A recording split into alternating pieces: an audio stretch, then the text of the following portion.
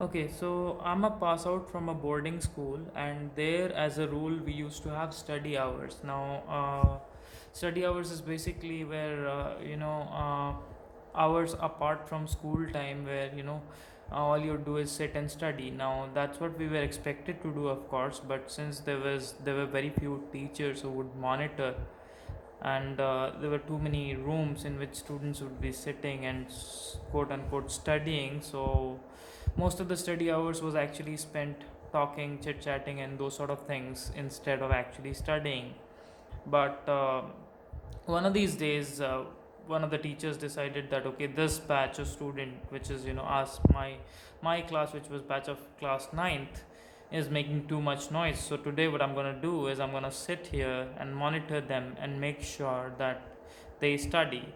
So as a result, what happened was, this guy is sitting right in front of us, the teacher, and so now we have to study. There is chit chatting is no more an option. So we pretend really hard to study, and not to look out of our books, because the moment we do that, this guy would start threatening all sorts of things. So yeah, that was the scenario when suddenly a peon sort of guy walks in and says, okay, Rajshekhar is needed to fix a broken light bulb in another one of the rooms. Now Rajshekhar is one of my classmates and friends. Now typically anything like this would happen in school. He was the person who was called, because well, everyone knew he is the kind of person who's experienced with this sort of things. Now that could be this sort of things could include an electrical failure of something minor like a bulb, or you know a teacher's motorbike getting punctured or something like that, so the wheel needs to be removed from the bike, and so that it can be taken to the repair guy and stuff.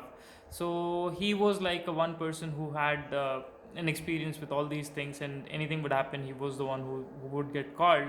Now every time he was called, though, he hated it, because it wasn't really ideal. He thought, okay, I'm a student, and irrespective of how good or bad I am at studies, I'm not their errand boy, so to say, and he hated it. But this particular instance, he absolutely loved the idea, and he jumped at it, and he went running out of the room to fix that light bulb, and spent as much time as he could roaming around, pretending to fix the light bulb. Why is that the case?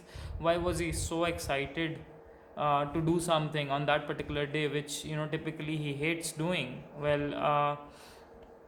If you think about it, we were really forced to study, and that, even though that is what we should have been doing naturally, but that's not what we like to do, obviously, like all the other students. And this time the teacher is sitting right in front of us, so we have no option but to pretend really hard to study. And so uh, and maybe in the process do some studying as well. And as there was an external force that was just so hard on us that we had to do the right thing, and suddenly an option shows up, which typically is not our favorite options, but is the moment it shows up, we jump at it. It's a slight distraction. It's an annoying distraction normally, but and in this specific scenario, it's a savior from something which is really painful, which is having to study. So what is essentially happening is, the brain is engaged in this difficult task, and it jumps at the very opportunity to do something, anything else.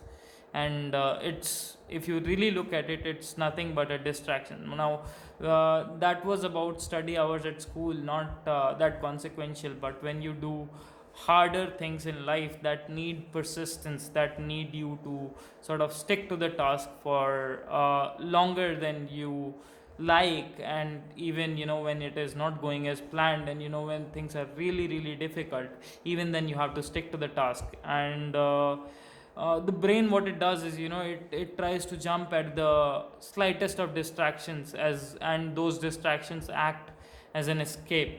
So it's important that you don't fall into these distractions and see them for what they are. They are not an opportunity, they are not a great idea that you need to pursue, they are not a side project that would become big. Essentially what they are is small minor distractions that are acting as an escape for you from this hard difficult thing that you're facing right now. And if you want to come to the positive end of this hard difficult thing that you're facing right now, there is only one way to get there, and that is through this, that is by facing this difficult issue. And if you just keep taking keep accepting these escapes in the form of these distractions, you're never going to make any substantial progress to these goals. And you might as well end up jumping from one thing to another, never really finishing anything, and never really reaching to any fruitful conclusions with anything. And that is not going to lead you to the life or success or dreams that you desire. So the only way to get there is to understand and acknowledge these distractions for what they are, instead of using them as an escape. And understand that these are distractions, put them aside, and continue with the hard work. Yeah, that's today's videos. Bye bye.